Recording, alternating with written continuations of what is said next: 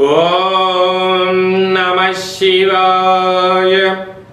వృషభ రాశి వారికి 6వ తారీఖు 8వ నెల 2026వ సంవత్సరము ఆషాఢ మాస కృష్ణపక్ష బహుళ అష్టమి కపాల కాల భైరవ స్వామి స్మరణ వలన ఇంద్రాణి శక్తిదేవి యొక్క కృప కటాక్ష వీక్షణ వలన సకల దోషం తొలగించుకొని పట్టిందల్లా బంగారం అవుతూ ఉన్నతమైన ఆయుర ఆరోగ్యాల చేత అపార కుబేరతత్వాన్ని పొందగలగాలి అన్నట్లయితే ఈ యొక్క ఆషాఢ మాసము అనగానే సకలమైనటువంటి కష్టాలకు వాతావరణం మారుతున్న కాల సమయంలో ఆర్థిక ఇబ్బందుల నుంచి మనము తొలగించుకోవాలి అన్నట్లయితే ఈ యొక్క అష్టమి తిథి ఎందున అందులో అసలేది గురువారం అవ్వడం వలన నారికేలంలో అనగా కొబ్బరికాయలో నింబకుస్మ దీపాన్ని పెట్టి కొబ్బరి నూనెను వేసి మీరు ఆ కపాల కాళ భైరవ స్వామి స్మరణ చేయగలిగినట్లయితే ఆర్థిక ఇబ్బందులు,